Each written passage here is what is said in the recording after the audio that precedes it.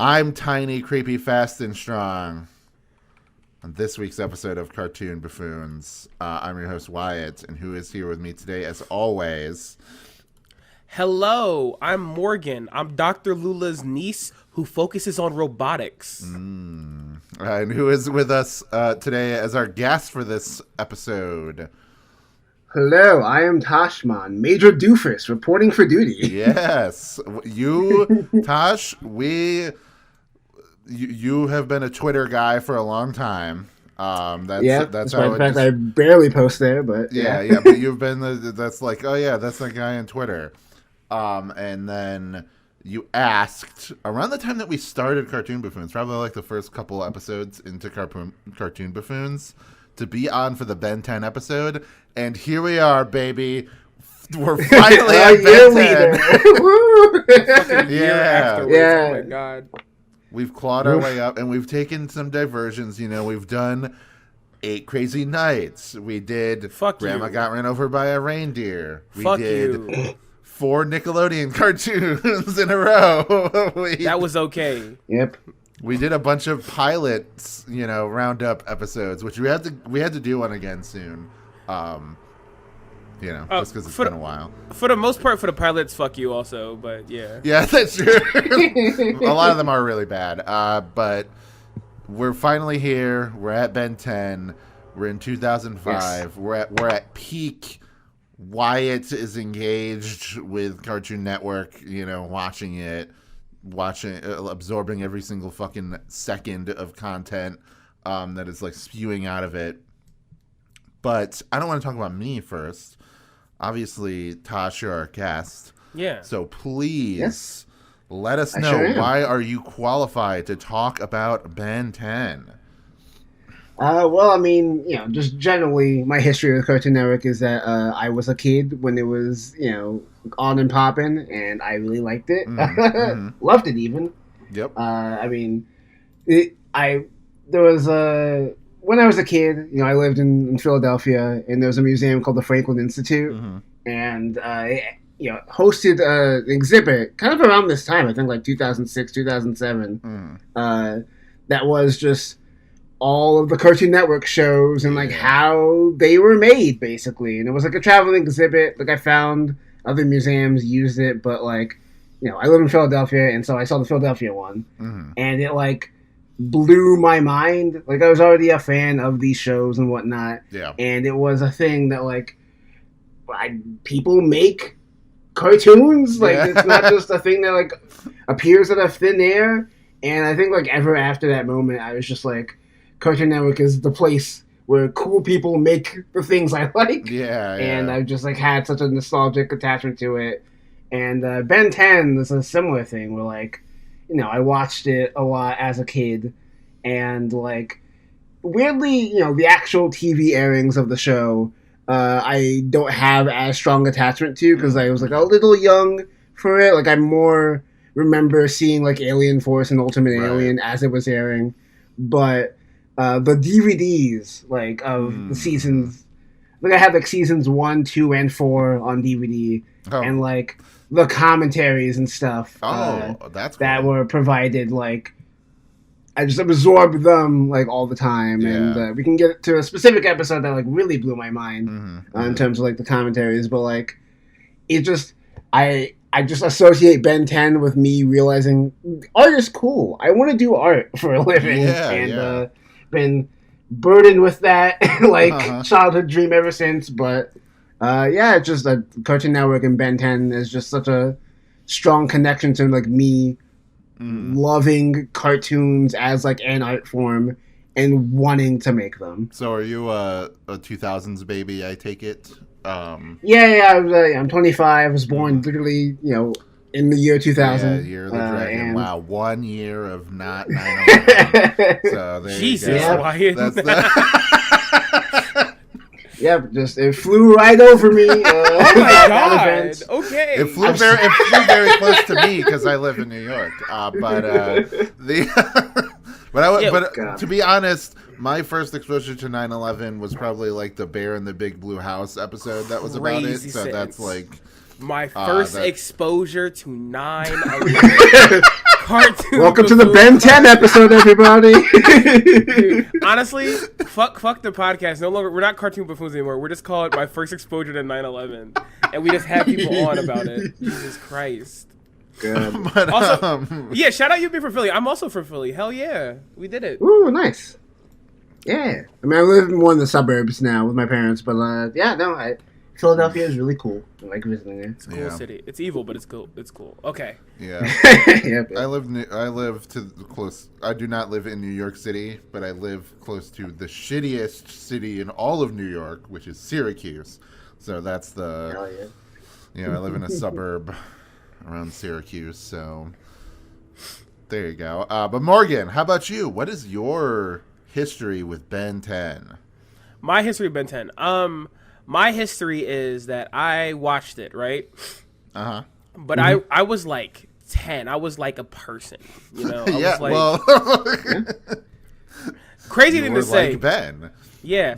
I thought Ben Tennyson was a dumb asshole. So I didn't watch a lot of it because I was like, oh, he's a dumb shithead. I hate him. But more of a Gwen in that yeah, case. honestly, yeah, like dweeb. I was calling him a doofus and all that stuff. But then I like caught it back. I caught some reruns of it, and I remember vividly. I caught the episode where he's getting hunted by bounty hunters. Yeah. And I thought just like the design of the bounty hunters and the world was so neat. I was like, okay, I'm gonna get into this now. And I decided to like sit down and like catch it. And yeah, I kind of like came to like have a middling okay respect for the show. Like we're not talking about it today, but what made me get into the show proper was, Wyatt knows this, Ultimate Alien and Alien Force is what got me into Ben 10 proper. Oh yeah. Yeah, I mean we could talk about just a little bit like yeah, but like I mean, as far as like I guess I do want to ask like Tosh, like how important, like how do you? Well, I mean, I guess we'll maybe wait until we're talking about the show in general. Like, yeah, sure. But comparing it to Alien Force and Ultimate Alien, but yeah, those are like shows that my mom liked. Like because they're very Star Trek adjacent in a lot of ways. So like I remember vividly watching Alien Force. It was just on, and I was like doing some other shit, like cooking or something. And my mom was like, "Hey, what channel was this on?" And I'm like, "Oh." Okay, this is the channel. My mom just went in the room and just watched Alien Force. Like, okay, cool. That's whatever, yeah. And she just, like, watched it without me sometimes. I remember vividly. That's, like, my main connection to Ben 10. My other connection was, I played Fusion Fall. I don't know about any Fusion Fall heads in the crowd. Yeah, I know of it. Yep. Yeah. Ben was one of the mentors you can pick, you know? So, I did pick Ben. And his design actually changes as like the new shows came out, which I thought was neat. But yeah, Ben was like my mentor, and I'm like, yeah, I'm hanging out with Ben 10. And then I restarted over and over again because I'm indecisive, and I kept switching my different mentors. But Ben was always there, you know. He was also like cool Ben. He had like the jacket, and he was like drawn like a Bishonen. It was fucking crazy. But yeah, that's my only connection to Ben 10 really. Like I knew of it, I watched it, but I wasn't like a Ben 10 head. Yeah, around the time that we became friends was when Omniverse was airing. Yeah, and so... and I was watching Omniverse because Omniverse would air at like no joke 5 o'clock in the morning. And and I was working in restaurants, so literally the only thing I was able to absorb before I had to go back into the literal meat grinder. So like I'm about to work a shift at like prep for like a French dining restaurant, and I'm like, hold on. Mommy needs to get her a little bit of Ben 10 in the morning, and I like sat down and would watch Ben 10 before I go into work. And like, these guys I'm in a restaurant full of people with knives and doing coke, and I'm like, these guys don't know how fucking cool Brooklyn is. I got my morning rail of coke and Ben 10. Like, what else could you possibly want? I'm that meme. Like, none of these guys at the party know I'm blank. I'm like, none of these guys know I love Rook Blanco, and I'm just thinking that as I'm in the room. I love Rook. I'm excited to eventually get to the Omniverse episode because that is I feel like that show has gotten a lot of shit from fans, but who don't know Dick. Yeah. Yeah, no, I mean, it's funny, rewatching the show. Like when I initially like reached out to you, like, oh man, I really want to do the original Ben 10.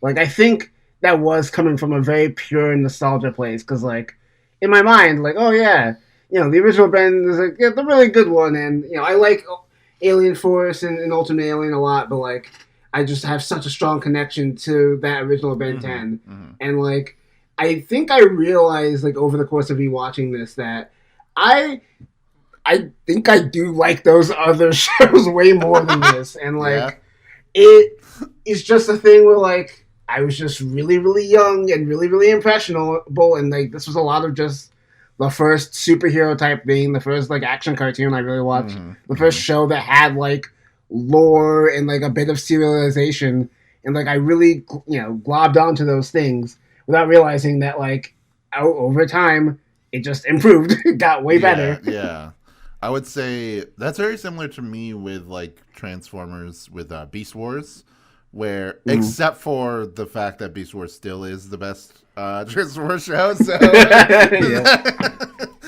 I was right when I was 5 years old and watching it. But yay.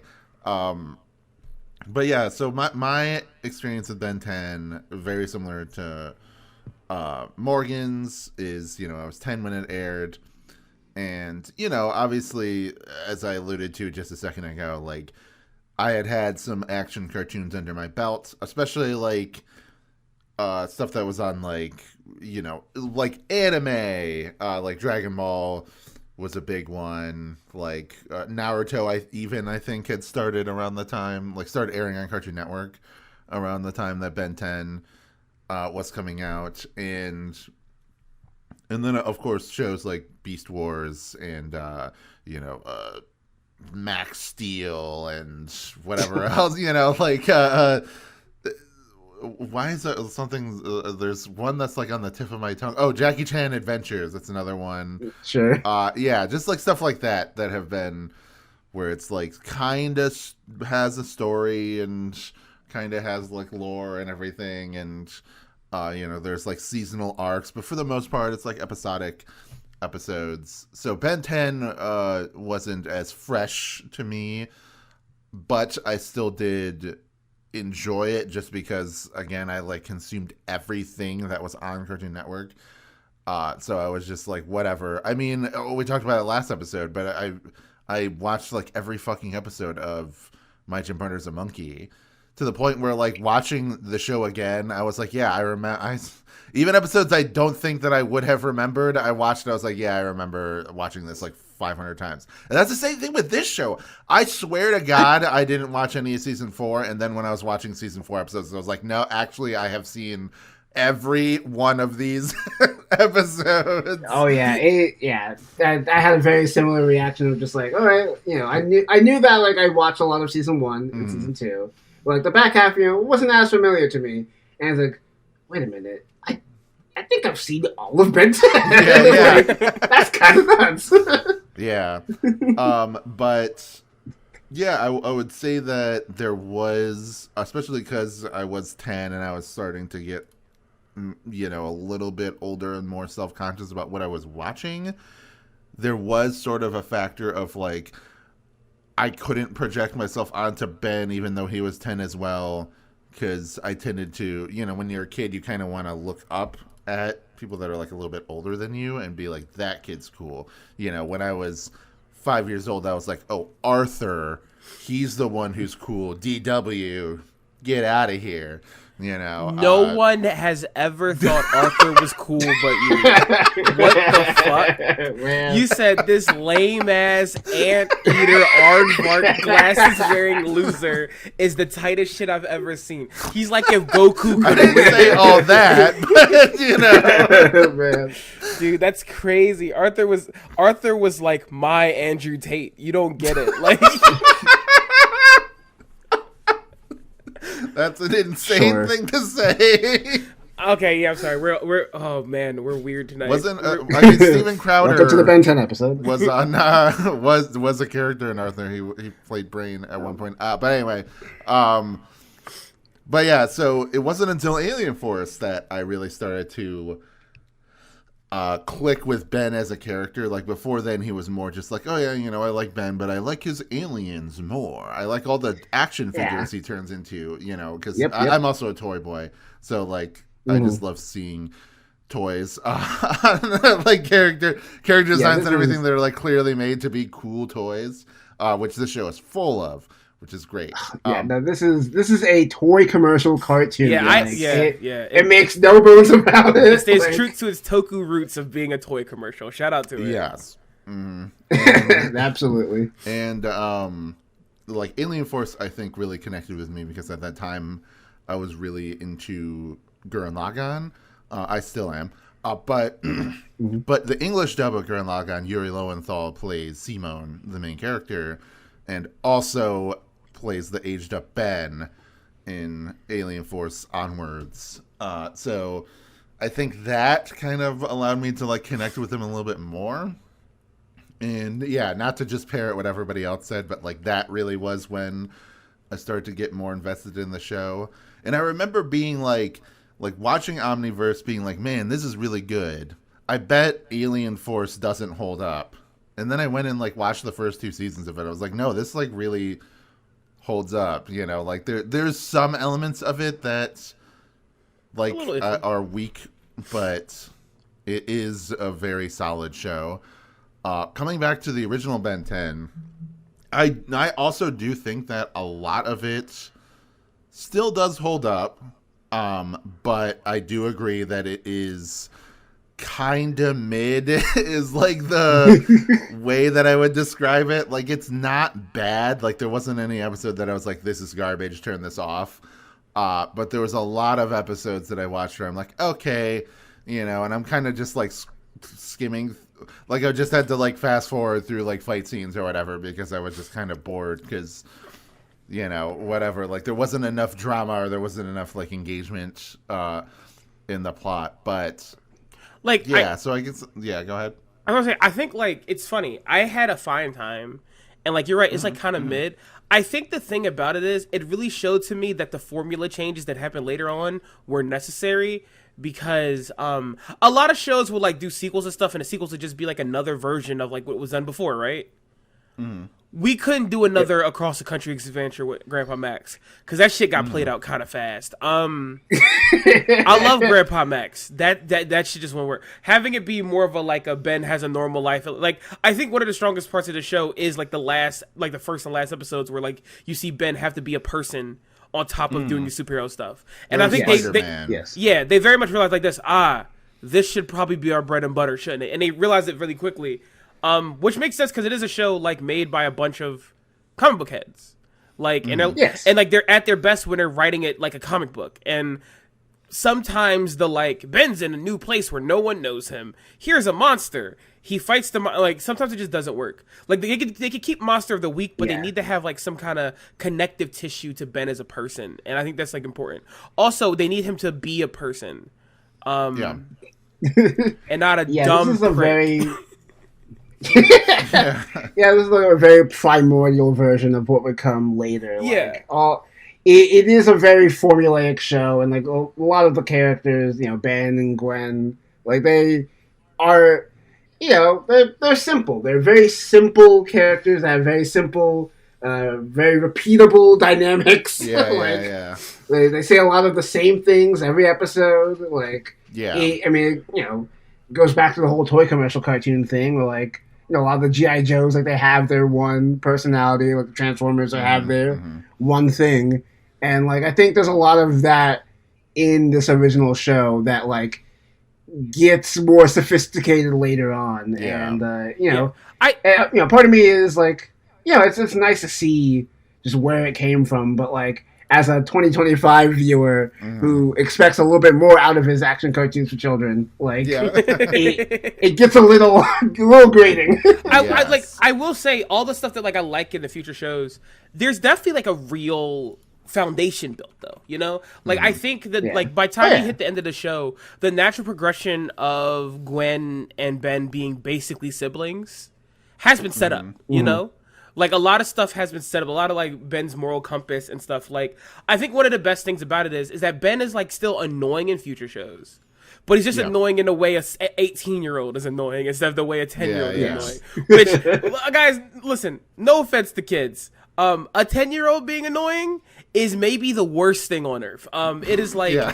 like it can make countries fall if they ever put it together. It's like a physical force, like a weapon. It's crazy. Yeah. I think that especially like in Omniverse, they do a really good job of making it so that Ben feels like he is the same, like he grew up from that Ben and became this one.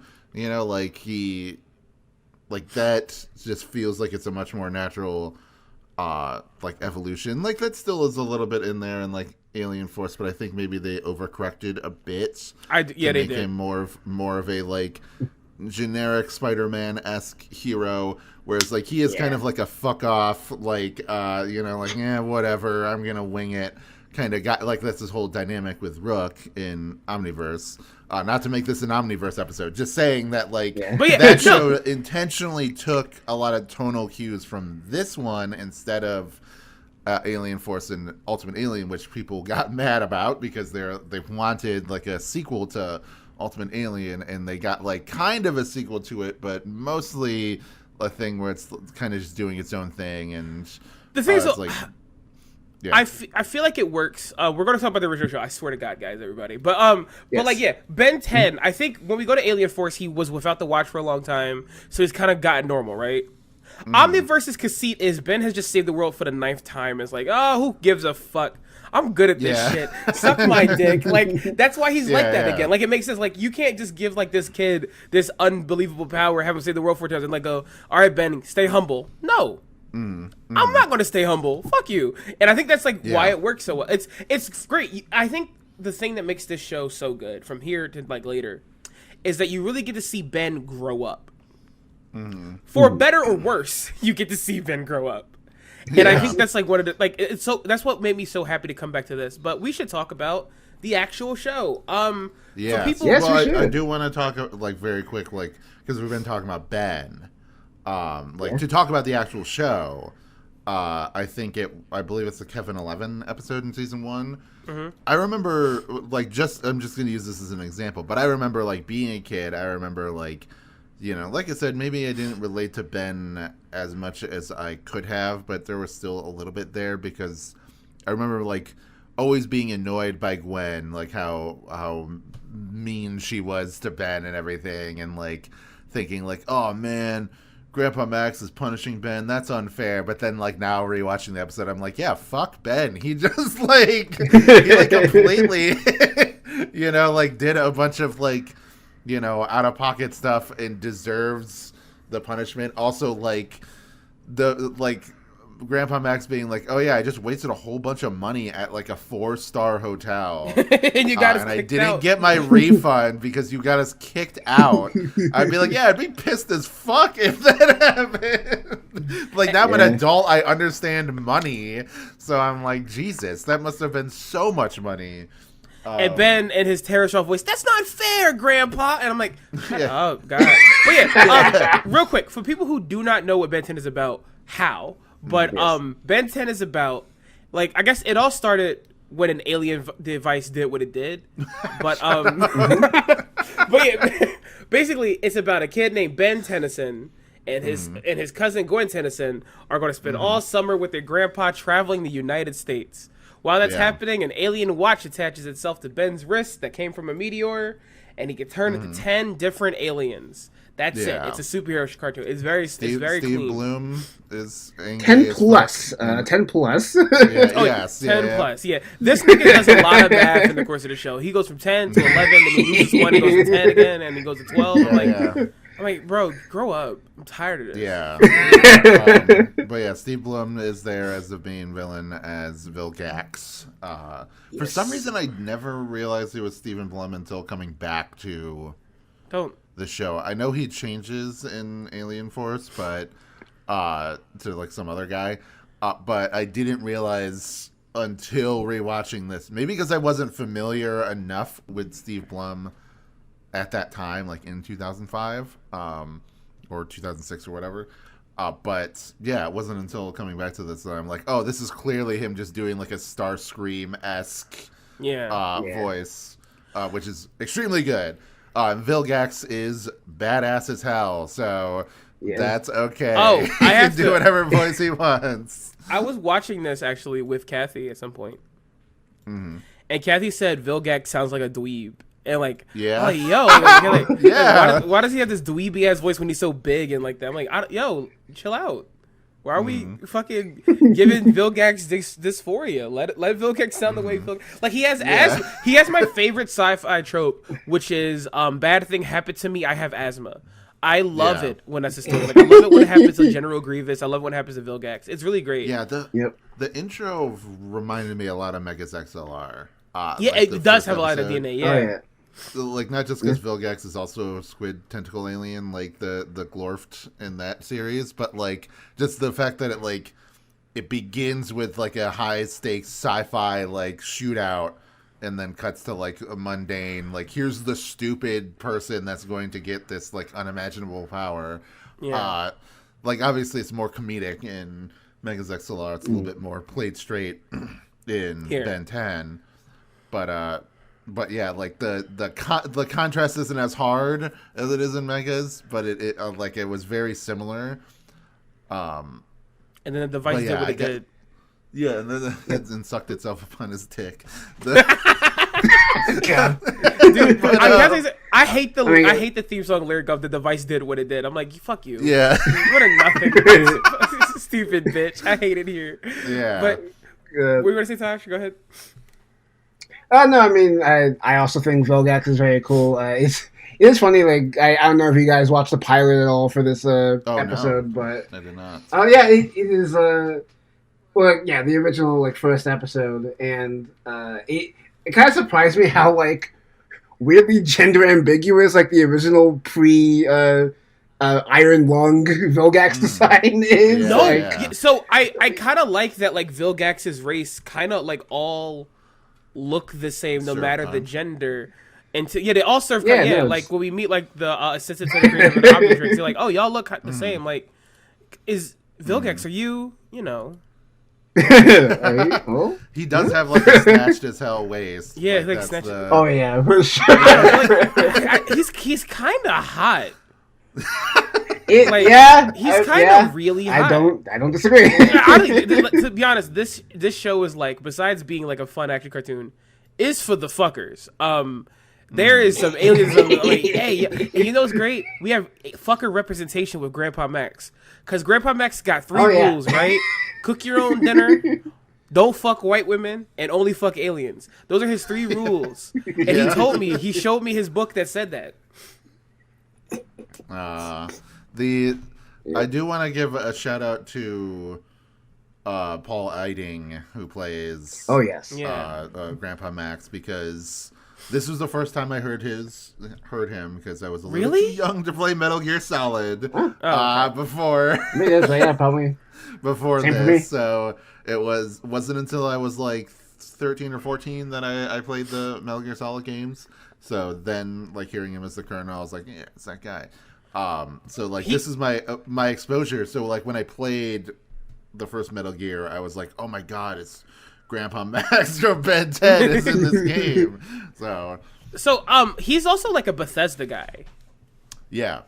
He's like in a bunch of Bethesda games. Like he's like one of the guys like sometimes you'll just go to places and fall out and go, "Hey, it's me, Grandpa Max," basically. Like it's really, he's also some mealworms. He's Perceptor in Transformers. I had no idea that. Oh yeah. Yeah. I for some reason didn't know that at all. He's also like No More Heroes 2 bosses. I remember vividly hearing like the astronaut that he voices. Like he has a lot of like video games under his belt. Yeah. I also Zone. Yeah. Also, he's fucking goddamn Hojo from Dirge of Cerberus. What the fuck? Yeah. That's an interesting. I think they really nailed Hojo in the remake games, like as far as like the type of voice that he should have, you know. So, just saying. Dude, that's crazy. But he's like this show has a lot of voice acting cast that like is like known for shit. Like it's really cool. Like we talked about Steve Bloom and Blum. Tara Strong. What? Tara Strong. Well, but she's known for, even if you don't like very normal person. I know she is a weird anti-vaxxer, but You know, she's known, especially at this time period. I mean, she was Timmy in Fairly Odd Parents and everything. Yeah. That's probably like her biggest role besides like Bubbles and Pop-Off Girls and things like that. So, but yeah, like when it comes, I think Ben's Aliens is like the funny example of this, which is you'll just have, oh, Ben has a new alien. I wonder who's gonna vote. Is that fucking Michael Dorn? And like I just had to stop in the middle of watching one of the episodes of C3 like this. Oh, Ben has a new alien. That's a little Frankenstein. That's Michael Dorn. Yeah. Why is Michael Dorn just a random alien? Yeah. I think it's cool. I think it's cool actually to do that.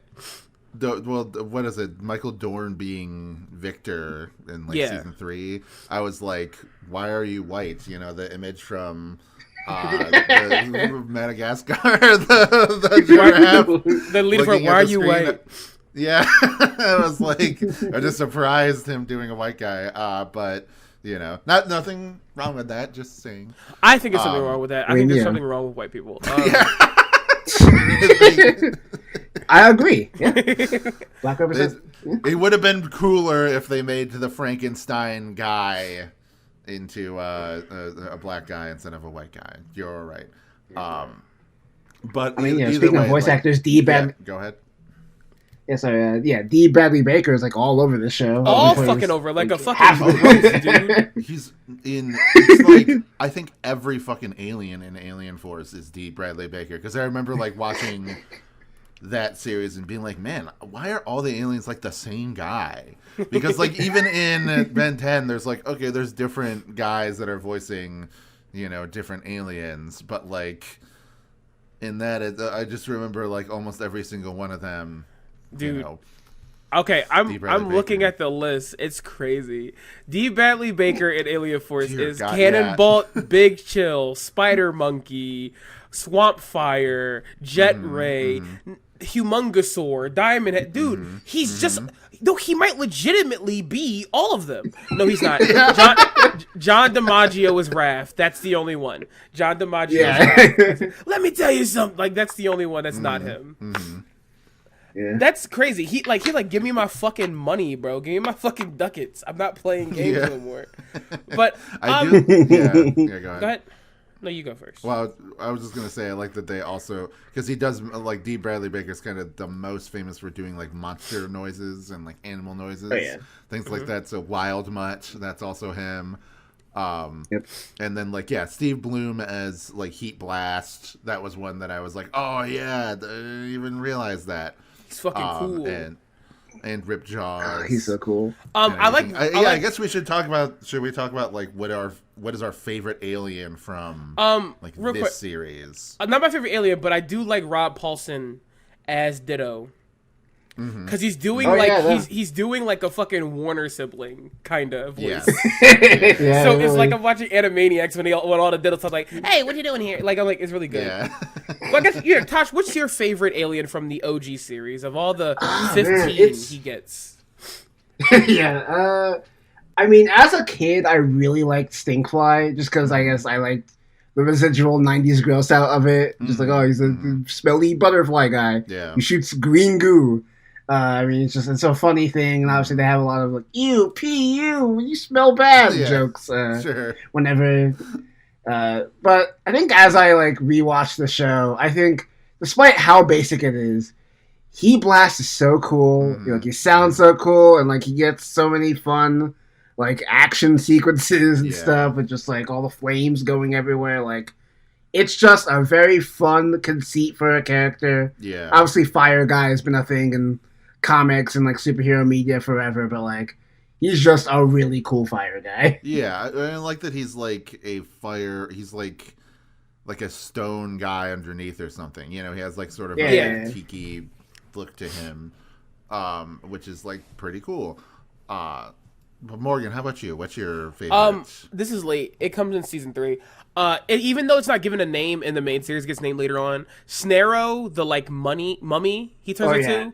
I think that's like the sickest design in the show. I think they do a really good job of having like some aliens in like season 3 that are like based on monsters look like the monster without it being obviously that they're the monster. Like Snarrow still looks like a fucked up alien. Like it doesn't look as bad, like it's just weird skin. but it's just so cool, and I can see how you could go, oh, that's a mummy, but even though it's not. I love the look of it. I love the way it works. I love the way his chest opens up like it's like has a stone heart. It's just the coolest fucking thing. I think I think like a runner up behind Snarrow is I do think every episode that like he does Ghost Freak stuff is funny before Ghost Freak unionizes. Before he Ghost Freaks out. Yeah. What about you, Wyatt? So I do want to agree that the season 3, that might be my favorite storyline. Is just all the stuff with the like weird, like Universal Monster, like the Monster Mash season. Yeah. Just because like, I thought that was really cool as a kid. But I don't know. Like I thought about this. I think there's a couple choices that I've kind of narrowed it down to. I really like Diamond Head because I like big rock guys. Yeah, and he's cool. Like a cool version of that, you know, being like crystal and everything. I think there's also like cool like the whatever the hell the rock guy is in Alien Force. His name is leaving me. Chromastone. Chromastone, yeah, Chromastone. Yeah, it's also really cool. But I think just for me, from personal flavor standpoint, and I think because of how much I enjoy Azimuth as a character, that gray matter has to be it. And I was surprised to be like, oh yeah, Azimuth, like that's a twist, and that's at like the Secret of the Omnitrix or whatever. Yeah, like that's they hold on to that for a while. Yeah, thought, it's like at the end of the series that they reveal that, and it's like. Honestly, given that season 4 kind of is not very good, that movie is like a really good finale for the show. Like if you kind of want to treat it as such. It kind of felt like that was what they had in mind. In a lot of ways, season 4 for like they were like, oh yeah, we're done. They're like, oh, I guess Ben's villains get together. Okay. Yeah, that shit sucks. Like, he goes back to school. -10 or whatever. Yeah. I think that like him going back to school episode would have been fine. Is like just like put that at the end of the movie and just like have the last season be a movie. That would have been fine. But yeah, like, it's so weird. That was good. It's just the -10 stuff. I was just gonna like, this isn't a good enough rogues gallery of people for me to be like. Also, like, man, really, Dr. Animo is back. You know. All right. Oh, how about my goat? Hop off my goat. Yeah, Don't do that. Don't do that. Yeah. But like, I mean, he's voiced by your favorite, like Mung Dal. Yeah. But like having 3 of the 10 be the shithead clown people, I'm like, this doesn't count. There should be one. That pissed me off. when fucking Acid Breath like this, I should be a leader. I'm like, you don't even believe that. You don't even believe that. Like, who are you fooling like this? Guys, it turns out that the leader of them is the Forever King. I'm like, oh my god, who gives a fuck? Shut up. Vilgax couldn't lead them? What the fuck is this bullshit? Get out of my face. Yeah, but I did like, I liked all the, like, season 1 obviously is like the starter thing, and ends with like a confrontation with Vilgax, and then season 2 has like Kevin and Vilgax teaming up, and that's like, like that's another thing where like, oh, I forgot that it like took a couple episodes for Kevin to like become a fucked up mutant. Like at first he's just like a normal kid with like the energy absorption powers, and he's like just a hater. But then he becomes a monster, and then he is like, kind of justified to want to like kill Ben now. So Kevin is, and I don't say this lightly, the funniest school shooter in television history. Dude, when he goes like this, now that I have my fire powers, I'll make them all pay for calling me a freak. I'm like, all right. Like, whoa. Hold on. Let's put the alien AR-15 with the pumped up. Shut the fuck up. No, but like let's put the tricks. Let's put the fucking alien AR-40s like AR-15 down, please. You're acting up, Kevin. Yeah. But also those episodes are funny because Ben is like down until Kevin goes, let's kill people. So like property damage, robbing people. Ben is like, fuck yeah, this is awesome. Kevin's like this. I'm gonna make these 2 trains crash into each other, and Ben's like, whoa, Oh, hey. Whoa, this escalated Hold quickly. We went from talking about stuff on Reddit to you opening execution videos on 4chan. What the fuck happened? That reminds me, as a kid, it reminded me of the Avatar episode with the what is With that? Jet? Jet? Yeah, Jet. but then now as an adult, I'm like, nah, Jet was kind of right. Yeah, Jet was right. Because Kevin's a sicko. because he should be a terrorist towards the Fire Nation because they're like an evil imperial force.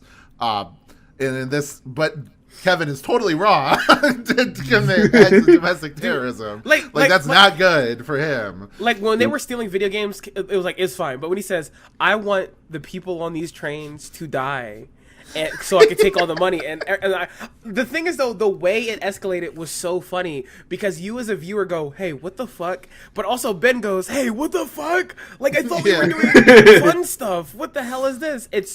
It's great. I think truly Kevin is like so strong as a villain. Like because he's like even when he returns, he's so 11 years old forward in a funny way. Like he literally is just like fuck my mom and fuck my dad and I swear to God I will fucking die. I got a bitch. Like he's like It's so good. I guess let's talk about the main three characters. We should start with Ben already. We hate him. We hate him. I wouldn't say I hate Ben, but he is super annoying. Yeah, so that's the thing. Is like, is a character being super annoying a deal breaker for you? Yeah, is that a deal breaker? I mean, yeah. Go ahead, Tosh.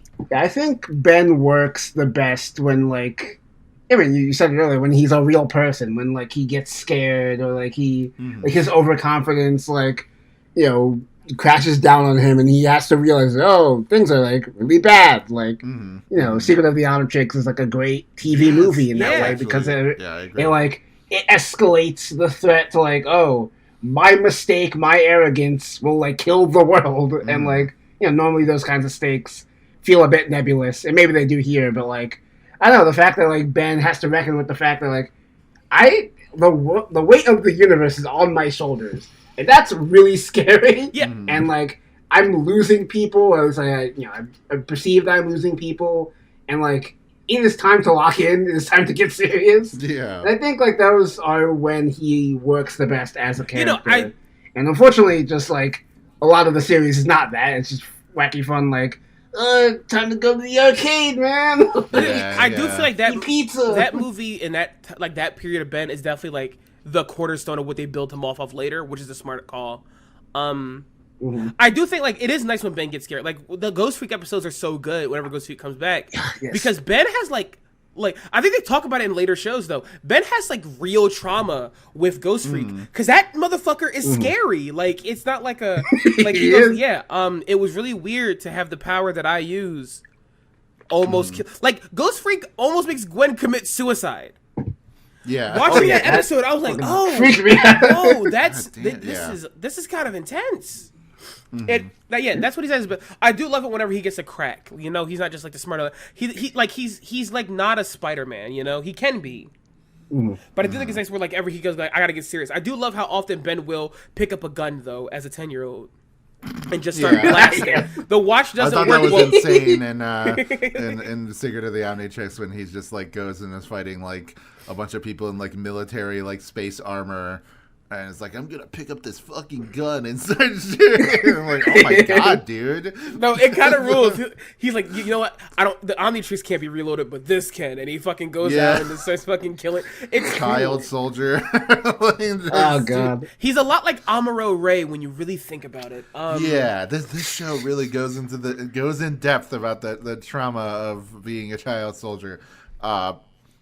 But yeah, so the other two, Gwen. How do we feel about her? I feel like I said before that I was like, oh, she's too mean as a kid, but I feel like my opinion has changed a lot. Gwen, go ahead. You go first, Tash. Go ahead. Okay, sure. I think the show doesn't do Gwen justice. Really, I feel like she could be a lot more like interesting if like the showrunners allowed her to not just be the like, don't do this, Ben. Or like, I want to go shopping and stuff. Like, I want to do all the nagging female character. It is like a boy empowerment show, so I understand why they didn't like care enough to like give the female character like a bit more of a deep personality. But it makes me remember why I like female characters that are like weird little cretins, or like whatever, have like certain flaws that make them interesting, as opposed to just these like very stereotypical things of like, oh, I'm always the do-gooder, and I'm always smarter than you, and I'm always, I always know what's up, but I'm annoying. So let's yeah, go ahead. I'm gonna give the woman perspective. I think I think the thing about Gwen that's so interesting to me is that I think she starts off like that a lot, right? Yeah. But I think she has like one of the strongest like puts your hands on it arcs in the show. Sure. Like I think like a lot of the episodes where Ben has to be a person, he's being a person because Gwen is trying to make him be a person. They're like I think, but by the time like mid season 2 and like it's a lot of in season 3. Gwen is trying to get Ben to understand that he is not. I think she takes more fear in him almost dying than he does in season 1. Yeah. And I think she's constantly like, "Hey Ben, I know like haha, we have our little thing. You can die. We can die. You can't do this stuff alone." And Ben's like, "Loser girl, you wrong. I can't die." and like I think like she's the one that gets him to start realizing that. And I do also like the arc of her going, well, I'm not a plumber like Grandpa Max, and I'm not this. I would like some agency. And her slowly learning more magic and stuff as the show goes on is really neat. I think that's like the neatest part is her like evolving and like getting able to like fight and do stuff and like learn magic and studying stuff. Yeah. It's really neat. Yeah. It also shows that like I love the magic stuff. It also shows like as a balance, it's not like the most important thing in the world to her. She doesn't want magic so like she can be powerful, because like when it gets to last up, she goes, "Okay, no more spells for now." And like why? Like, because I want to go back to school. I like school. I like going to school. I like being a normal child. I only wanted this, Ben, so we don't die. So I can help you not die. This is not like the end all be all for me. And it's really neat. Yeah. I just think it's nice that like she grows. Like they go, okay, she should have more depth with Ben, and it comes in later, and like it's expended upon in the other shows. But I do think that's like a neat way to go about it. Yeah, you put into words a lot of my thoughts that I had about her as a character, like this time around, where I'm like, yeah, she's like a necessary component to counterbalance him. She's not just the buzzkill. She's kind of positioned. It's not always perfect. Obviously, you kind of do have to do a little bit of, mental gymnastics to get there. Some of the times of like, oh yeah, she's just the well-meaning, trying to help out and everything. Because sometimes they really can just write her as like an obnoxious harpy. But like for the most part, like, yeah, I agree. Especially like season 2 finale, I feel like was the first time, maybe not the first time ever, but like I was really like, oh man, she's locking in. She's trying to help and everything, and then she even is able to get one over on Phil Gax, but with the fake Omnitrix and everything. Yeah. I will say also, season 4 has a lot of issues. That I like it. I do like that they're just friends by that season. I do like that. I do like that every episode there is Ben and Gwen have just kind of like, dude. That's how you know it's like it's been a summer. That's good, but that's how you know it's like we need to wrap this shit up. Okay, the conflict is resolving. We really don't have any more depth to go into with these characters at this stage in their life. That's why it's good that they just moved on and aged them up. We ran out child-friendly insults for them to throw barbs at each other with. Yeah, summer's over. They like the things. If this show was real, right? Ben would have called her the B word once, and Grandpa Max would have got really mad at him. That's the real cousin Ben energy. Yeah, I will say that Megan Smith, the voice actress, she doesn't even have a Wikipedia page, so I have no idea what the fuck she's also. She's just Gwen, and other characters of Ben 10. I see it like on her thing. It's just it. Yeah, really. Yeah, because I know Ashley Johnson eventually does her in Alien. Not Boo. Okay. Boo. Boo. She's been good character. She's Tulip in Infinity Train. So Boo. Boo. Oh, okay. For people who don't know, I don't have a beef with Ashley Johnson. Sure. My partner does, and I'm not even quite sure why. but I've just kind of Yeah. picked up on it through osmosis. My partner hates Ashley Johnson, and I just like kind of picked up on like, okay, I guess we hate Ashley Johnson. I love my Yeah. wife, so I just kind of She like. The season 2 of Infinity Train, very good. Very good. Yes. I mean, all of them are good. But anyway, just saying that it's very weird that Megan Smith, like, this is her only. I thought for a second maybe it was what's that crazy ass lady, who plays Princess in Powerpuff Girls. I thought it was her. Yeah, I don't know. At first, because she usually does like bitchy redheads, if you want to go there, like, you know, to be a little bit extreme, I guess. But it is not her. It's Megan Smith. Also, like, wasn't by the way, I don't know if this is true or if it's just people coping or whatever, but wasn't the original intention that Gwen was some like unrelated kid? Like, she was just like a girl that he went to school with, and they weren't siblings. I've never heard I that have before. never heard that. It That sounds like cope. That'd be for fucking people who weird. are weird. Fucking really weird. That's why I think it's like, is this bullshit? Is this just like people coping because they want to ship the two characters? Which, by the way, really, like, if it wasn't incest, it would also still just be a really bad ship. Dude, just saying. Sure. People are so weird. Like I remember vividly when I was watching the show, someone was like, "Look at how they act at the end of the show, like cousins who love each other." Yeah. Nigga, does your whole family hate you? Like, what is this like? Or like, look, or is there something you're not telling us about your relationship to your whole family? and like, look, and like, listen, look. I've been known to enjoy a Yuri every so often. I sometimes put characters together who I've never spoken to. I try not to do that with family members, you little fucking creep.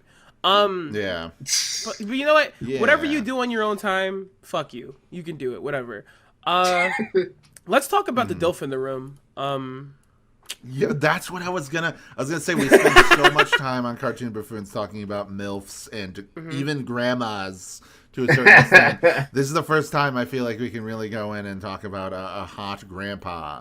So, hey kids, it's me, Grandpa. Foxy Grandpa Beauty. Yeah, hey kids, it's me, Grandpa Max. I'm sexy. yeah. And also, it feels like the show knows he's hot. Like, it's crazy. Like, they're like, yeah, here is kissing someone. And like, oh, this woman wants Grandpa Max. And I'm like, yeah, look at his fucking gut and his little shirt. And I'm like, fuck, man. Yeah. he is like a very idealized, cool grandpa. He is. Like, For sure. and he, I don't know, there's like you said, there's sort of this element of like, it's kind of funny that like, oh, isn't it funny that this grandpa is kind of a ladies' man, or like is, fucks aliens and everything. But then it's also like, I think the people writing the show are also like, yeah, hell yeah, Grandpa Max. Which I'm like, I have no problem with that. He is, like, I remember as a kid seeing the season 1 finale, like, when it aired, and being like, whoa, I can't believe it. He's a guy. Like, he knows what's up. He's down. And then now rewatching the show, like no literally shit. from episode 1, I'm like, it's very obvious that It's super telegraphed. Yeah. Like he goes, oh, maybe that alien watch can do something. Like, listen, you fucking old bitch. Don't lie to me. Yeah. You know what's going on here. It's. I think it's fun that they knew from the start he like was a guy. Like, I do also love the interplay of like this. I'm a plumber. Like, oh, not that kind of wink, wink.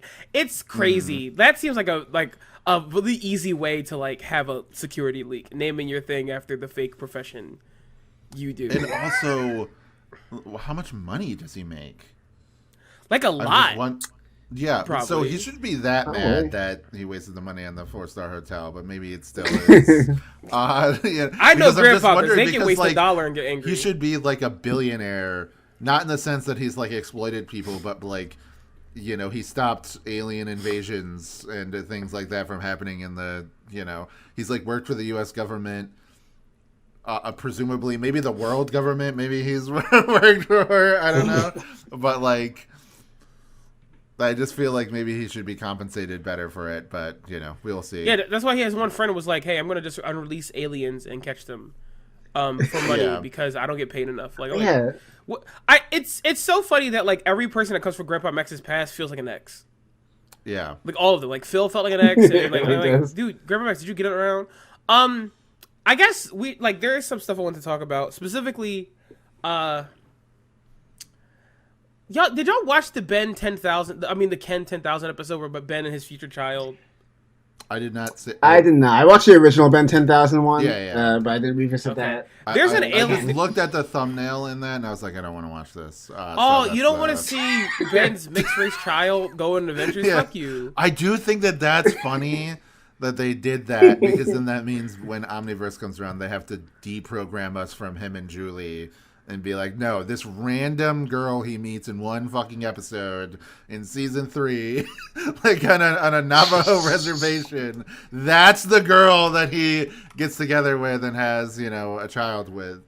That episode's a little racist, by the way. I don't want to get on it. Yeah, I mean, it's we have a very iffy history with that kind of depiction in all kinds of media. I'm like, I don't know about this one, kids, but yeah, it's funny. But I was mentioning because there's an alien that is just Billy from Billy and Mandy, and is voiced by Billy's voice actor, and it's the most jarring thing in the world. Like, oh, that's a cool gift, Ben. I'm like, what the fuck is going on? But yeah, the Ben 10,000 first episode's really good. It's like, it shows that these guys wanted to make like an adult cartoon. Like these guys could make like a Batman style cartoon and have it work. I love the conceit of young Ben must show old Ben that, being a superhero can be fun because he's jaded now. It's a really good setup and everything. I had a great time watching it. Yeah, I feel like that's like one of the most iconic episodes for sure. I remember like thinking it was really cool as a kid. So yeah, Ben 10,000 is also an awful superhero name. That is an awful superhero name. It's also not that many aliens. Like I know it sounds like a lot. No, it's not. There's a universe All right. of aliens. That's fine. Whatever. The Omniverse is supposed to literally be like a translation device for every species in the universe. And 10,000 of them, that's like ridiculously low for the... He has a lot of work to do to get it to... It's got to be like 1 trillion or something like that to be like, okay, maybe believable, Okay, wait, okay. I feel like Azimuth having access to 10,000 planets is enough. Look, that's fucked up for me to say. I felt fucked up when I said it. There's way more planets than that in this galaxy. Like in my this God, one. Sure. Dude, maybe don't have anything I'm just important saying to the say. scale of the sci-fi is not appropriate. Maybe don't have anything important to say. Fuck those guys. Like, who gives a shit? We got all the important ones. But yeah, it's a really good episode. It's really fun. I do think that it's weird though because like he's like what 40 in that episode. We're advancing that much technology wise in 30 years. Yeah, it's even less than that. I think he literally say 20. Oh yeah, he's 30 years old. Yeah, 20 years. That's a lot of So time. that would be now.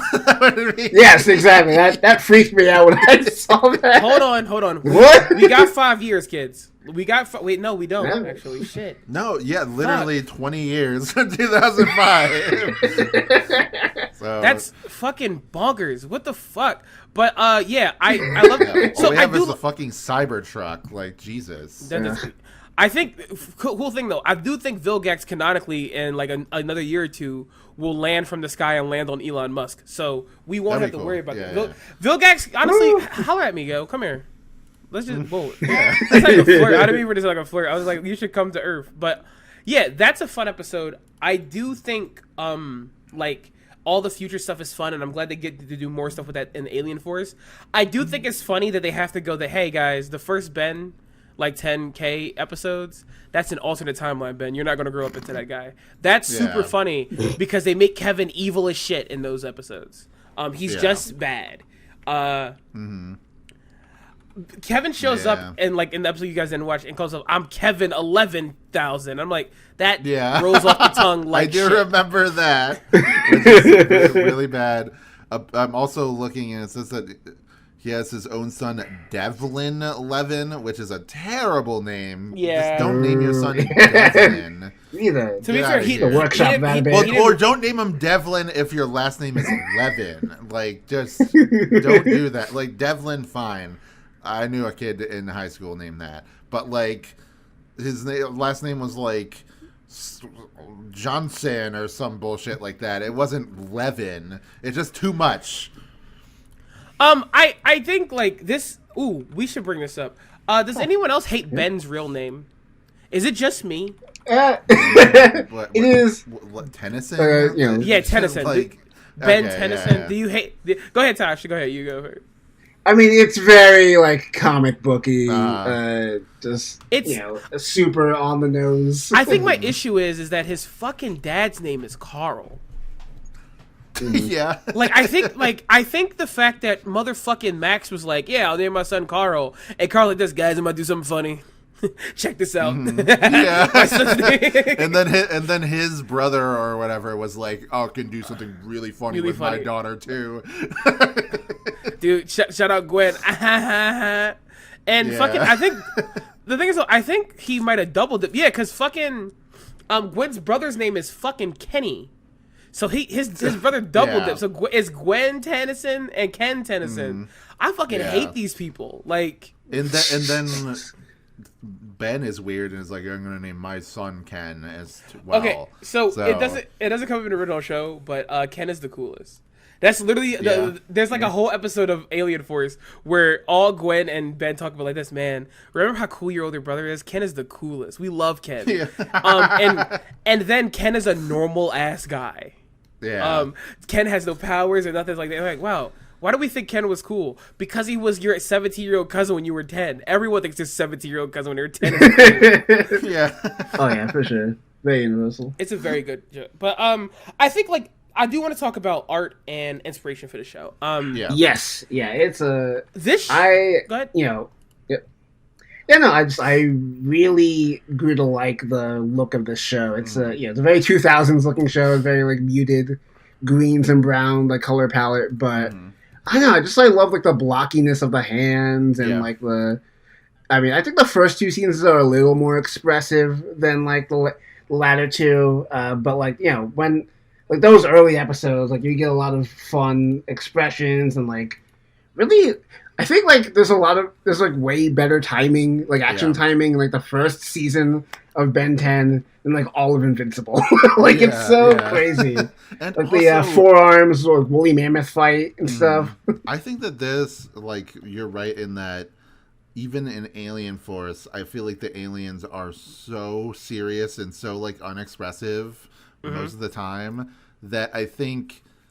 Just because Ben is a generally more serious character in that series, that him being like a stupid kid is funny and interesting to see like a cool alien like a Diamond Head or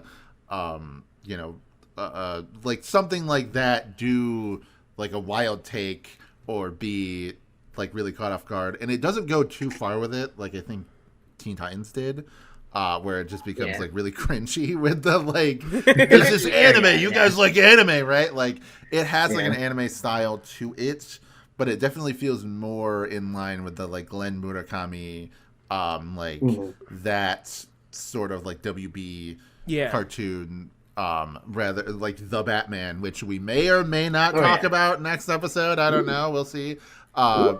It just depends on what Morgan wants, honestly. No, I want to do it. I want to argue with Rexy, but like back, but I think what makes this work, and I think like the art style stuff is also important, but the fact that Man of Action, the group, the collective, the studio, whatever, the fact that it is made up of comic book writers, and artists, truly injects life into this. In a way that you only see in like, there's a lot of action cartoons that are inspired by comics, right? And have like one person from comics working on, like, let's say Life and Times of Juniper Leaf is a great example, right? But this show was made to feel like a comic you are picking up, and I think they sat down and really thought about that and like wrote that shit out and thought it and like got it all together, and I think that's why it works so fucking well in this. Like, yeah, I mean, my favorite like bit of just pulling from comics is obviously Ben's middle name is Kirby. There's a lot of Jack, Kirby DNA, like the gadgetry and a whatnot. But lot. I love the fact that uh like all the aliens and the bad guys and stuff have really fucked up teeth, Yes. and like that's a very Jack Kirby thing of like all the bad guys have just like weird blocky not good teeth, and it's just a very fun thing to observe. Also, there's a lot of Kirby dots all over this fucking show too. Oh yeah. Yep. I mean, even just like the visual of the 10, like in Ben 10 is like the Kirby Crackle dots, So Yep. But I was gonna say, yeah, I think that I think it holds up slightly more than Alien Force for me, just because Alien Force I think is so stiff and so like on model and kind of boring with its animation. It doesn't really have like an art style. It doesn't feel like, and I don't have like, that's no criticism of the show overall. I'm not saying the show is bad or worse or whatever, but like going back to this, like, yeah, it was very refreshing and surprising to see that even though it's not like my favorite looking cartoon of the time, it like holds up pretty well. Like I would say, like I do as far as like anime style 2000s action shows, Megs XLR would be my like absolute favorite. Fair. Yep. Even though it also incorporates like a faux anime art style to it, it's just like the influence, like as real as I'm sure the people making the show are, because there's a lot of like deep cut references and like cool ass alien designs, and like, hey, it's great that he literally turns into Ultraman at the end of the movie. Like that's awesome. But like, I was floored watching Megas XLR being like, what the fuck? They put a reference to this thing in this children's cartoon? Like, there's no way. Like we talk about with Megas, how Megas feels like this is a big love letter. We're going to keep referencing stuff like that, right?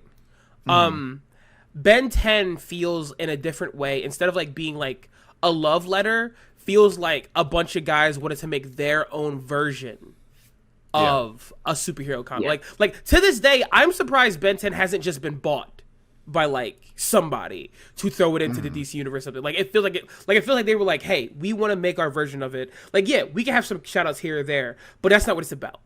It's about us playing it straight as possible of it. I do even like that, like they thought about it so much that they changed some concepts. Like Ben 10's originally was going to be about Ben turning into 10 different superheroes, right?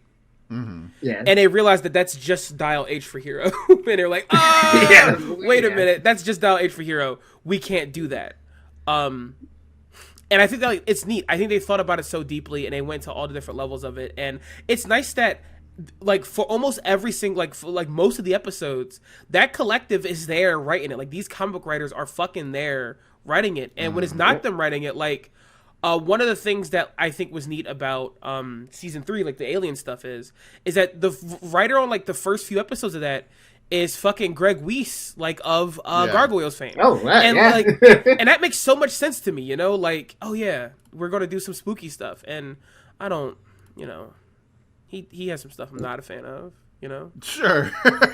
We'll talk about that later. Gargoyles, Witch, those are. Yeah, pretty good. But yeah, it feels so real and cool. Like this is one of the shows where like we talk about directors a lot on this show, because like directors are like a lot of the. But Ben 10 I think has like maybe like I think like it switches between like maybe six-ish directors, which isn't a lot for a cartoon. Cartoons sometimes can switch around to a lot of fucking directors.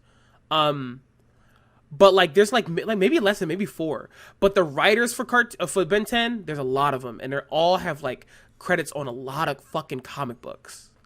Yeah. And it's neat. And it's also like, we talk about the Tokusatsu is, I do love how Tokusatsu DNA Ben 10 is at the core of it.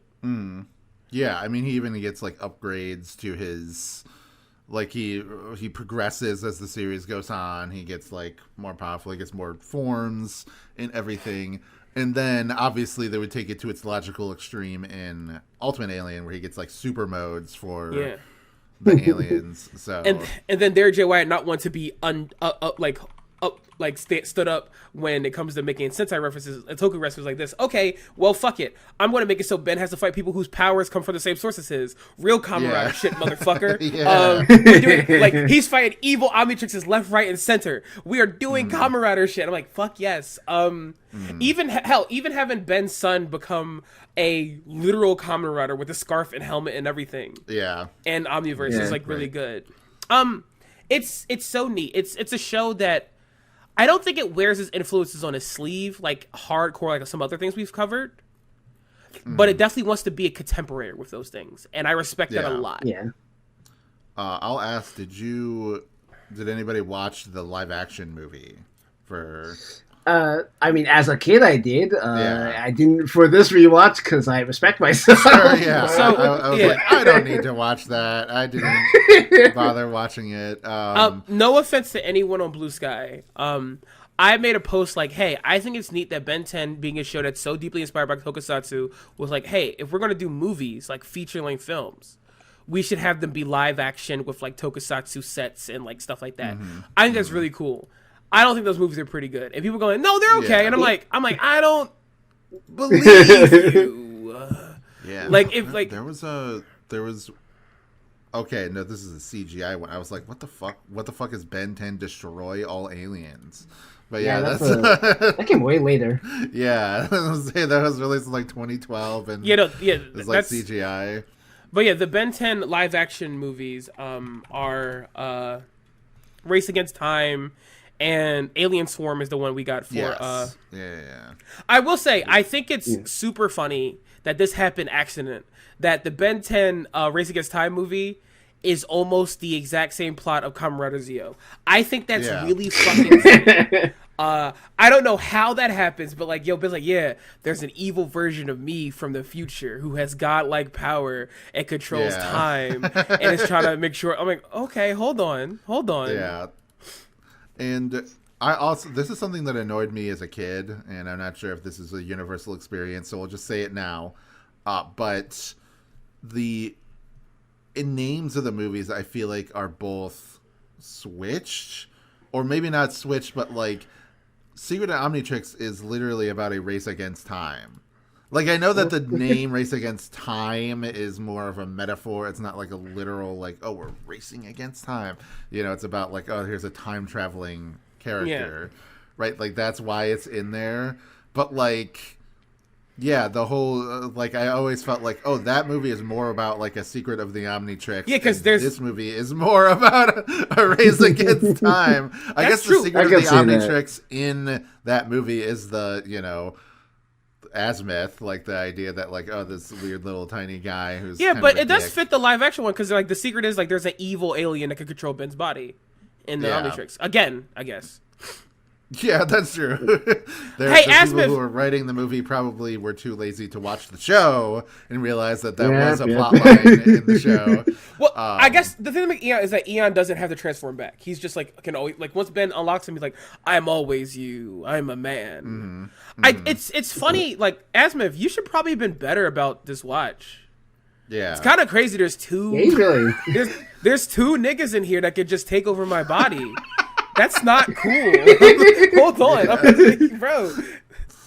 I do like that Alien Force and Omniverse bring that dude back. That's kind of fucking sick. Like, I guess the last thing that I'll say before we wrap up is that to bring it back to me, is that this time period, like, I feel like I was really living because this was like when Metroid was at its peak, and this show has a lot of like bounty hunters in robot armor, a lot of them, absolutely, 6-6 rules. And lo and behold, 2006, when the show was really going, was the same year that Metroid Prime Hunters on the DS came out, which was a whole game about like what if Samus had to fight like 6 other weird guys that were also guys in robot armor, and hunters and everything. And it just gave me like, that also felt like, oh, these are all like toy commercial guys. Like these could all be Ben 10 aliens, basically. Now Psylocke is back in Metroid Prime 4. So, hey, I'm living, but I just guess- want to bring that up because that was just like, yeah, that was that time period. This is like the type of stuff that I grew up with, that it was very taste making for me. Like, maybe even more so than the stuff I grew up when I was very young, like Transformers. Obviously, I love Transformers the most, but whenever I think of like a fondness for action cartoons and like sort of types of shows that I feel like are missing now, it is always going to come back to like Ben 10. And you did mention Invincible earlier, but like I do think it's interesting that we have a show that is an adult cartoon but looks like a Man of Action style cartoon. Like I think that's interesting that like that nostalgia is still there, you know, and they're still like keyed into it. Wait, there was one thing why we got to figure out. There's Ben, for the most part, besides Kevin, is always fighting weird alien or strange like mutant adults, right? Mm-hmm. That's who's the sexiest villain Ben fights? I've been thinking about. Did we talk about Vilgax? Isn't that the? No, Vilgax is not the answer. Like, because I think Rojo is pretty. Lesbian on Maine, the fucking spiked haired shithead butch woman is the one. But yeah, like I also think 6'6" is really hot. Yeah, I was gonna say when he gets this weird. I'm sure people can like make an argument for Clancy the Bugman or whatever. Yeah. I'm sure there's someone who's into that. Isn't his name just Crab? Like who the fuck is Crab? That's the other guy. Zigzag. Oh yeah, the big crab guy. Yeah, you're right. Yo, that nigga's name is not just Crab. It's just that's crazy. We got fucking Tetra Shard, 6'6" and like a cool alien word, and we got fucking Vilgax. Get off of fucking Facebook Marketplace. Hire some real assassins. Why are you going on Facebook Marketplace for your assassins? I'll say, and this will be a teaser for like 2 years from now or whatever when we get to Omniverse, but Malware is definitely my overall favorite villain as far as like design and theming and everything like that. Though the hybrid in Alien Force are really cool as like insane, super racist, like dude, KKK members. Dude, like, do you think they made them look like alien KKK members on purpose? Because they kind of do. Yeah, no, like, they absolutely did. Like, there's no way they were like, oh, let's make a race of like pure beings that think that they're the most superior and. Let's just color them white on accident, like, and like their heads are a little pointy, and you know, But yeah, that's my. I think I'm sticking to Vilgax, but 6'6", especially like when he's very similar to Predator when he gets his mask taken off. It's like a freaky monster guy underneath. Like that's super cool. Tosh, you saying Clancy is so crazy to me. I was just throwing it out there. I don't personally believe it, but I love that. This is like happens in the movie. Not to like talk about it any longer, but like I love that he's like a dude that like has bug powers, and when we see him again, he's a full ass insect, and they never explain what the fuck happened to him. I'm like, why are you a bug now? You were just a guy with an affinity for insects. You're like a full bug dude now. What the fuck? Yeah, and also what's another good one? Ghost Freak. I mean, he is. Like I think to a certain breed of person that could be. Like I think he's cool as hell, regardless. But yeah, I think that's why season 3, you know, dude, that plot line. He would make you kill yourself, though. He would make you kill yourself. I know. Yeah. What if I want that? You don't know me. Fuck this. You know, yeah, it's fucking dude. But all right, I think that we're done yapping about the show. It was fun having you on, Tosh, and sharing your thoughts and your history and everything with it.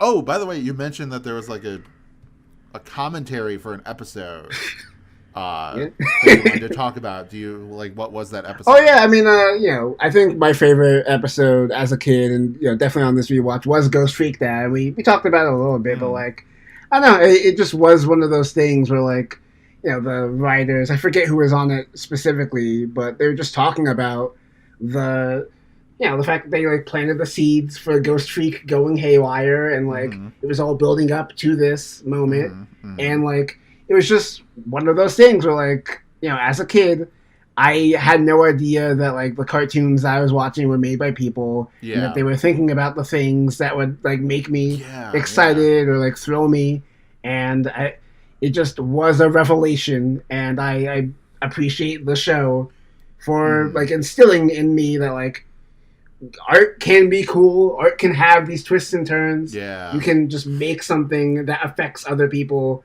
on this deeper level. And I mean this is a super nostalgic show for me in that way. Despite it like being a dumb like action cartoon for kids to sell toys, like I think at its best it really does embody like the best of superhero media, especially for that like gateway like way for kids. I will say that I felt very similar with when I learned about in Beast Wars the fact that they had planned for a while Dinobot, spoilers, that Dinobot dies. Like that they set up that like pretty well in advance. I remember like learning that as a kid and being like, whoa, that's crazy that they because even now they're kind of it does kind of impress me that there is continuity between shows. Like it's just something I never really like cared about or paid attention to as a kid, watching a lot of like episodic comedy. But now just even stuff like Big City Greens, like a sitcom comedy show, there's a lot of continuity from episode to episode, and characters will like mention like, oh, this is like when this happened or whatever. Not like in the Family Guy way where it's just a completely fabricated event for a joke, which is fine. I'm not trying to be a hack guy in 2025 making fun of Family Guy cutaway gags. Just saying that's the whole it's different premise of the show. Like this is actually intentionally referencing events that have happened, even in a show as like insane as Stugo. Like there is still like an attention to detail as far as like, oh, these things have been established, like these whatever. So I love that. Like commentaries on DVDs are very important for me. Like Simpsons was the first like cartoon that I had like seasons of, and then was watching the commentaries on. I also remember them for Transformers Prime, like when I got the Blu-rays for that, and having like Kevin Michael Richardson and like Tanya Gennady and like all the voice actors and stuff on there, along with some of the like episode directors. It was just a lot of fun. What are you gonna say, Morgan? I remember like my first thing was I had the Venture Bros season 2 on DVD. And I remember vividly, those are good ones. They had a commentary track, and Rusty's voice actor kept laughing at his line delivery of "My Daisy," his little, and I remember like it's so neat that they find these things funny. And like the guy said, "Please stroke my hair" to Brock, and he didn't have hair. And Doc Hair was like, yeah, that was an animation error. The guys gave it back to us. They didn't add the hair in, but we thought it was like 1,000 times funnier if he didn't have hair. And I'm like, yeah, it's the point where you hit that point when you're a kid and you're like, people work on this and they love this more than even I do as a watcher. Is so freeing. It is. It injects you with the creative gene. And I think that's beautiful. It's so good. Like I've been loving reading stuff about like the work of Stugo, that's been coming up, and like I just love that, and I love creatives, and like that's the thing. Ben 10 this show can be mid, right? But everyone that was involved in it fucking loved this show, and it's what they wanted to make. And like I kind of hope like in the future. I don't want anyone to buy anything, but if DC just kind of got Ben 10, it'd be great to see Ben. Like as a shitty like 17-year-old, like fucking Superman's in space, and like who the fuck are you? Like this, Ben, who the fuck are you? Oh shit, you're a Kryptonian. Come here, and just smack Superman with his watch, so he can like turn into a Kryptonian, and it's just Ben but older. Like that would rule. I feel like that's like not completely unlikely just because of Warner Brothers and DC and like all their like weird intermingled partnership and everything. It would really suck if like. Because Ben 10 is already very similar to Green Lantern. If he just like, all of his aliens are now just like a bunch of already established like DC Universe like aliens. Yeah, that would suck. I would prefer it to just be the ones from like the show that they have like in the show, like, maybe some new ones, maybe like 1 or 2 cameo. So I like how he turns into like whatever the hell Kilowog is, but like I will also know. say like, and like I think it fits in even better because like canonically, the Guardians, like the Green Lantern rings, was not their first attempt. It makes sense like this. Yeah, we had a like Azimuth like used to work for us and just left because he hated us. Like that's perfect. That's like a perfect set. Hire me to write this, BC. Enough. Yeah. Hire me to write this comic. Let me write this comic. Let me write The Secret of the It is Omnitrix wild comic. that like. It's wild that like outside of just actual tie-in comics, there's never been like a attempt to do like a serious Ben 10 ongoing series or whatever. Yeah. Like, Even I feel like it's time. yeah, the last attempt at a Ben 10 series was like the 2016 reboot, which a lot of people were very didn't like. I think people liked it even less than Omniverse. So Yeah. I know some people, like some younger fans, enjoyed it. Because that's like what they grew up with. That's important. And you know? Cool people work on it. Cool people definitely That's work true. on Yeah, it. I am at least like I know of some people in my circles that have that worked on the show. So whenever we get to that way down the line, I'll hit them up and ask if they want to come on and talk about their experience. But yeah, It's a good place to stop. Yeah, this is a good episode. Again, thank you, Tosh, for thank you for so much. showing up Yes. as a guest. Plug yourself. Where can everybody find you? Yes. So I am an artist, like I've mentioned many times on this podcast.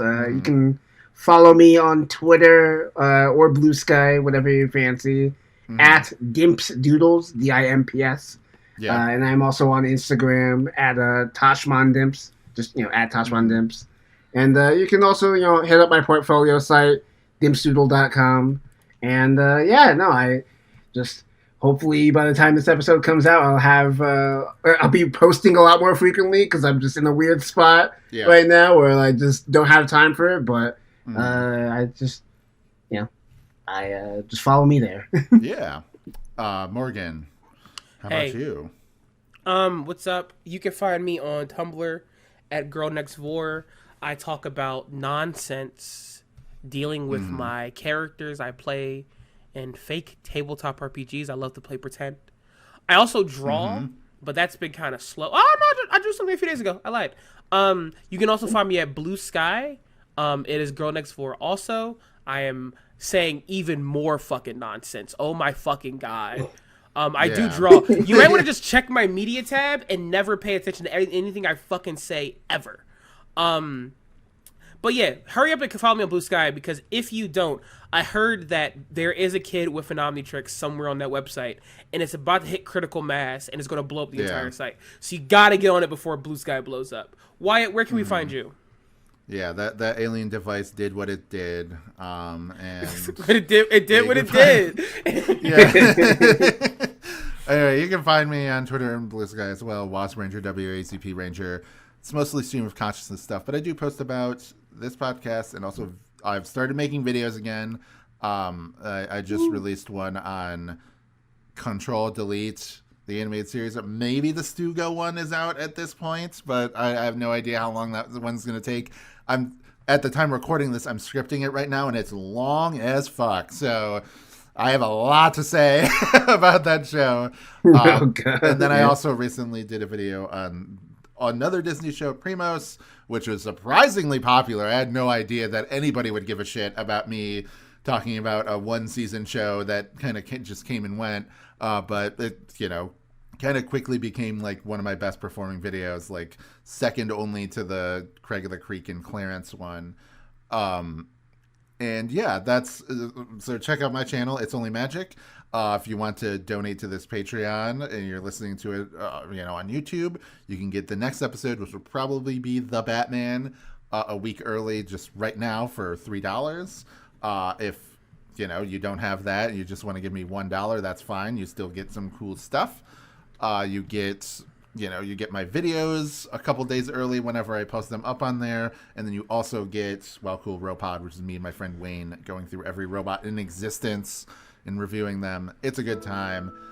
But yeah, that will do it for this episode. Join us next time. I guess we're doing it. We're just jumping right in. We're doing action cartoons now. and we're going back a little bit because this show came out in like 2004, and doing The Batman because it aired a bunch on Cartoon Network. And we'll be rejoined by Rexy because that's what they wanted. So it will be blood. There will be combat. Cartoon Buffoons it's cartoon battle now. We get to talk about Batman versus Dracula. You know, this is we get to talk about.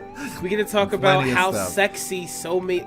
I'm gonna be horny. Never mind. Thank you for watching. Everybody. Talk about how hot Mr. Freeze is. Yeah. Yes. Anyway. See you later, everybody.